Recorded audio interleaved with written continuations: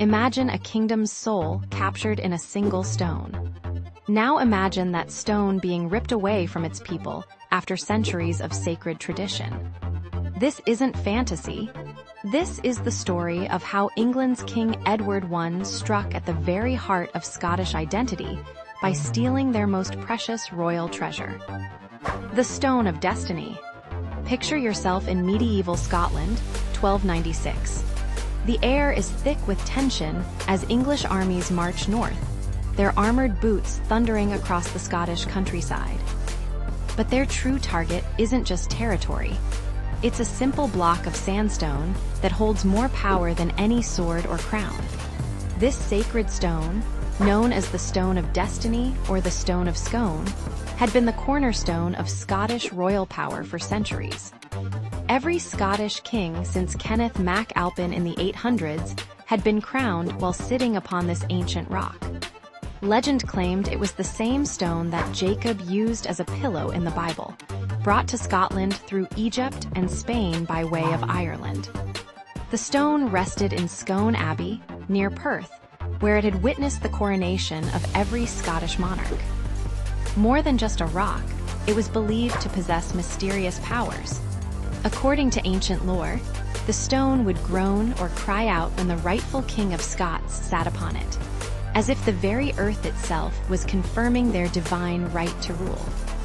But Edward I of England, known as Hammer of the Scots, had other plans. After defeating the Scottish army in battle, he moved systematically to dismantle Scottish independence. He knew that to truly break a nation's spirit, you must strike at its symbols of power and identity. On August 8, 1296, Edward's soldiers entered Scone Abbey. The monks could only watch helplessly as England's king ordered the sacred Stone of Destiny to be prized from its ancient resting place. This wasn't just theft, it was a calculated act of psychological warfare. Edward understood that by taking the stone, he was stealing something far more precious than mere rock. He was attempting to steal Scotland's sovereign identity. The stone's journey south was like a funeral procession in reverse. Instead of burying a king, the English were burying Scottish independence. The stone was transported with great ceremony to Westminster Abbey in London, where Edward had a special coronation chair built to house it. This chair, known as King Edward's Chair, was designed so that all future English monarchs would sit above the conquered stone during their coronations. Edward's message was clear. Scotland's independence was dead, and England would now rule over both nations. The Stone of Destiny would serve as a permanent reminder of Scottish submission to English authority. As one contemporary chronicler wrote, the Scots had lost not just their stone, but their heart. But Edward underestimated Scottish resilience. The theft of the Stone of Destiny became a rallying cry for Scottish independence. William Wallace would soon emerge to lead a rebellion against English rule. Robert the Bruce would later be crowned King of Scots. Though without the ancient stone, he sat upon an empty throne at his coronation. The stone's removal sparked centuries of legends and mysteries.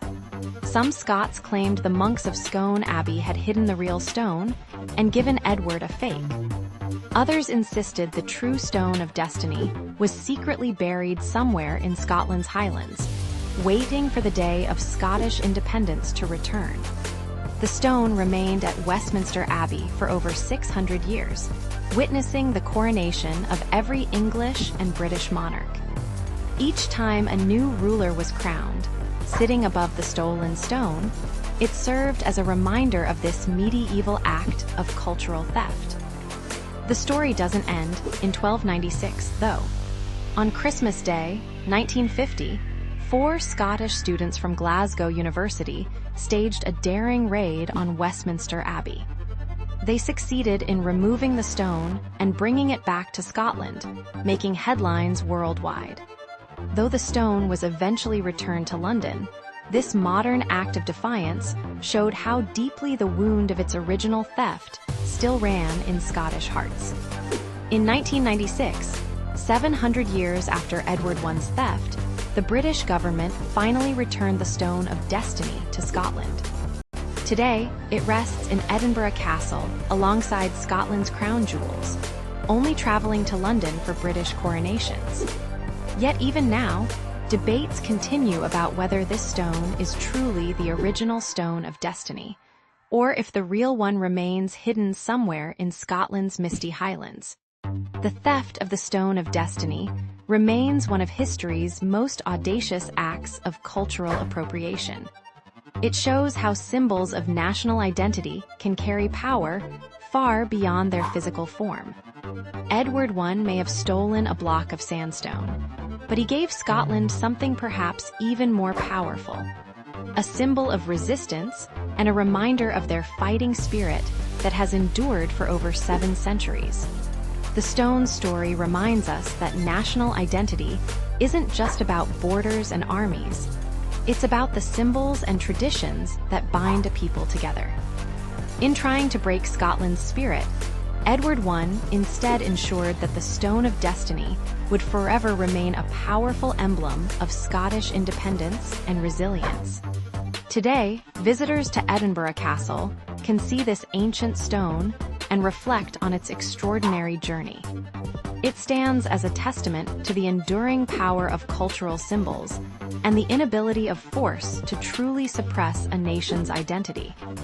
The Stone of Destiny's story continues to echo through the centuries, a reminder that some treasures are worth far more than their weight in gold. They're worth a nation's soul.